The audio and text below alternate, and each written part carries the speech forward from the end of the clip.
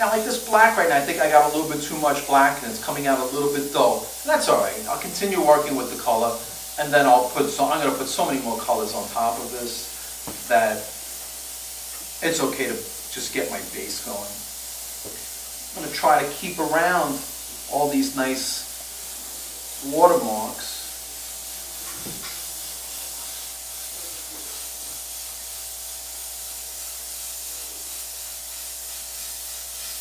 The big ones could be distant planets. I mean, it just adds to it. One of the reasons why I like doing spacescapes and those kinds of the sci-fi covers that I do is a lot of the companies allow me to be more free, and I don't have to have a perfect star field or something like that. Sometimes they want that. You know, they want a very clean look. Just give me a blue, dark blue background, white stars, done, you know. But most of them will allow you to make things that are more nebular and gaseous, things that you would see from the Hubble spacecraft, that kind of thing. It would be a little bit different to teach you all about watercolor canvas. It's kind of new, it's only been out for about a year, and I've done some pioneering. It has its pitfalls, it has its advantages, but I think that it's a marvelous thing, particularly for beginners in watercolor, because it's kind of goof-proof. And you can see how freeing this is, right? Even for those of you that want your grandkids to sit down and you want to keep them occupied, give them one of these canvases. They go home and you wash it off and reuse it. So you all know that. I started painting houses and boats and trees. Pretty soon I knew how to paint houses and boats and trees. I started making paintings and people thought they were okay. And then I got some really good lessons, like from Brian Adio that you mentioned. I learned composition, I learned where to put the houses and the boats and the trees, and people started kind of liking my paintings. And then I began to push the colors. And what happened was, I made some really beautiful paintings, and people loved my paintings. And then I pushed it a little further, and people liked my paintings. And I pushed them still further, and people thought they were okay. You know? Then I started pushing the shapes, and people thought they were interesting. Okay, that work? Well, turn it around. Yes. Almost. Yeah. It will. That's work. It could. Yes. It sure could if I do something with it. Yeah, it's a little. Yeah. To get the figures down before you overwork the rest of the painting, like the background? Well, in this case, yeah, because I don't know how much time I'm going to have. So I'm just the basic thing is the figures, you know. The rest, even if I leave it like this, it'll be okay, you know. Right, you want the setting. I want the proportions, the figures, and things, so I can go back, for example, and cut into the figures.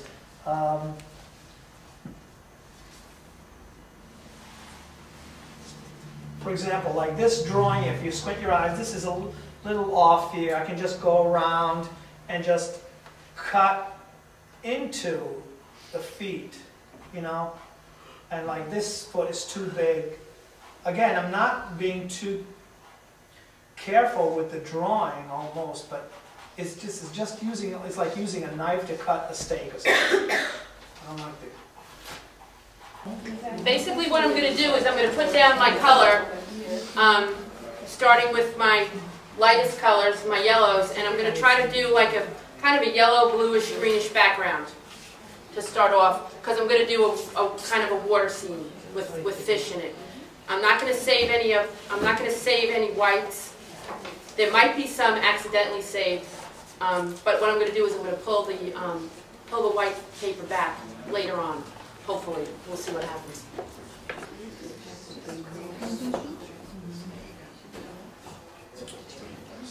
Yeah.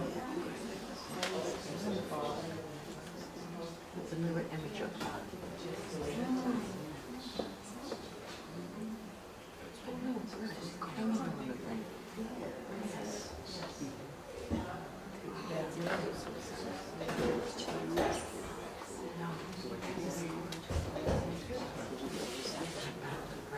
This painting for this lady. This is chicken coop. This was done in plein air, probably about half of it, maybe a little more than half of it. And it's very good. The chickens are really funny because as soon as you walk towards the screening, they all come running over because they think you're going to feed them. But when I talked to her about dropping off a painting that I had done with her, and she said, "You're going to hate me, but I have to ask you something." She wanted to know, there's a little sign in the chicken coop which I didn't catch because when I painted this, there's a couple of spots that you can sort of see. It was kind of raining.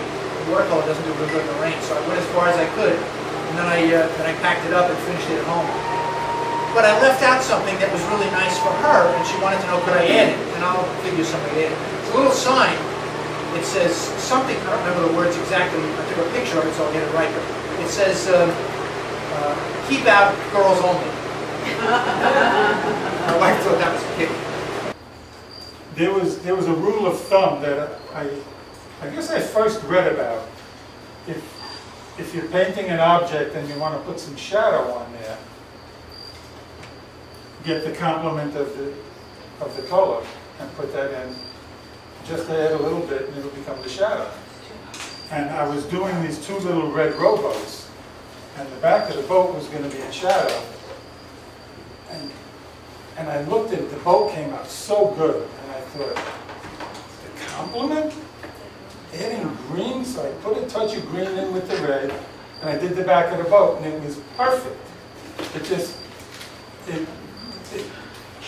It grazed down the red, okay? Because it's a complement, and it really works. Right now, digital photography has solved, and all of you that are artists that work with photographs, the problem with photography and artwork is if you have your subject in focus, what's around it might be not in focus, and that might not be good, or it might be good, but you can't control it. And when you're doing things like this, I don't want just one thing to be in focus, I want all of it to be there. So digital photography has really helped. And what I've discovered, and if any of you work with a computer in photography, is what I have found is you can take a digital photograph and project a large image of it and work it and trace it and paint it from there. But what I found is if you do the enlarging on the screen of the computer, it maintains clarity. So one of the pieces that I did was really one little toy in the corner of the composition. When I blew it up on the screen of the computer, I loved it so much I cropped it and printed it, and that became the composition. So I do all my composing on the screen. Part of this is now figuring out the balance between the nori and the ink. Because it's mixed all on the plate. Just take a few drops in your printing area. And the nori is the medium? Or the Okay.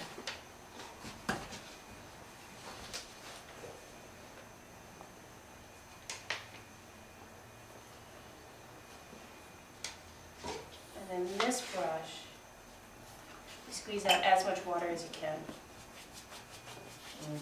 It's black jeans. It's squeeze for this. And then in a circular motion, so you guys can see this. You mix it on the plate.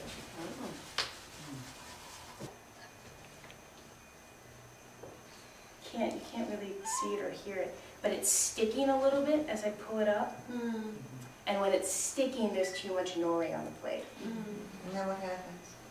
It just doesn't print evenly, and if you've got really too much nori on the plate, your paper will stick to the plate.